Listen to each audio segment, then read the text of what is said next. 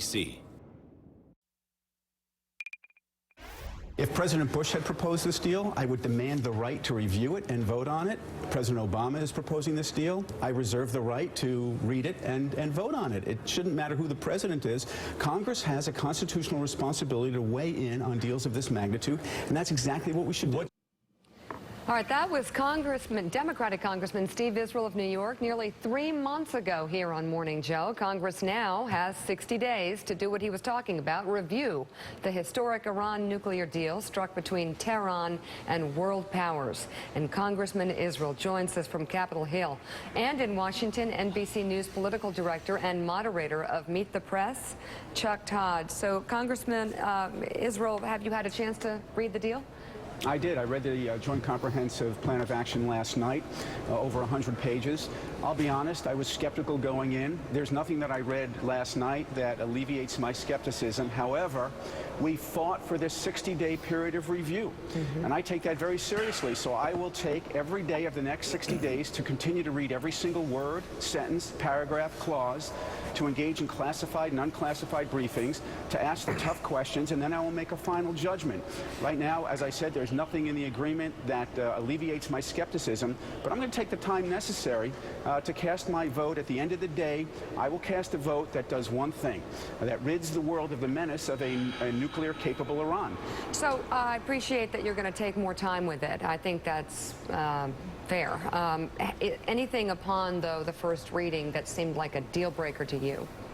There are some concerns that actually have escalated as a result of my first reading. Number one, the issue of the lifting of sanctions and the embargo on conventional arms and missiles. I don't know why we are doing that, and I do not want to empower Iran, make it easier for Iran to equip Hamas, Hezbollah, and other bad actors. And number two, the verification process. As I read this agreement, it seems to me that Iran actually has 3 weeks or more to determine whether they will allow IAEA inspectors onto specific sites. That's a far cry from what I understood to be anywhere, anytime. Joe. Yeah, it certainly doesn't sound that way. Chuck Todd, break this down for us as NBC News' political director.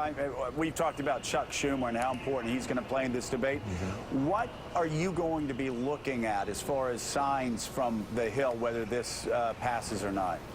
I think there's a few senators to look at. I mean, I think there's a handful of sort of swing Democratic senators. And when I say the swing, it's sort of the question is, are there 13 or 14 Democratic senators that would willing to override a presidential veto? Are there 44 House Democrats? I would look at people like Mark Warner, Tim Kaine, Cory Booker, all of them. You know, it was interesting yesterday. You could tell a skeptic on the Iran deal on the Democratic side by the length of the statement they put out on the deal. The shorter the statement, the more skeptical they've been, the less they've wanted to say in public record, and it was clear that that they were there.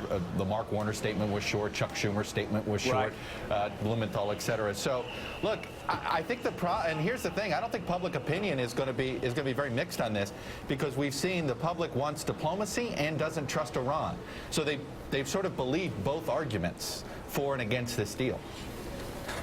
How much credibility does the president have? How much does he have in his reserve with Democrats who know he's going to be gone in less than 2 years? I think this is... Well, I would throw in, I think if Hillary Clinton is supportive of the deal, and she came across as pretty supportive of the deal yesterday, then you're asking a handful of Democrats are saying it's not about just bucking this Democratic president, it's potentially bucking the next Democratic president. So I think if Hillary were splitting from the president on this, and she didn't signal that yesterday, then I think you might see more free agents on Capitol Hill on the Democratic side. But if the two of them are clearly on the same side on this, I think it's going to make it a little bit harder for, say, the Mark Warners or the Cory Bookers to, you know, they may vote against him the first time, but do they override his veto? Congressman Israel, it's Richard Haas. I was curious whether you and your colleagues would be open to having either some associated conditions or even legislation that would accompany any vote on the agreement. For example, what the United States would do if there were clear evidence of Iranian noncompliance, or what the United States should do 10 or 15 years from now if there's intelligence suggesting that Iran is on the threshold of having a nuclear weapon. Would you be open to that sort of thing, specifying what U.S. policy should be? I would, and I think those kind of ancillaries are going to be critically important to the disposition of this agreement. On the point that Chuck made, look, I think it comes down to this.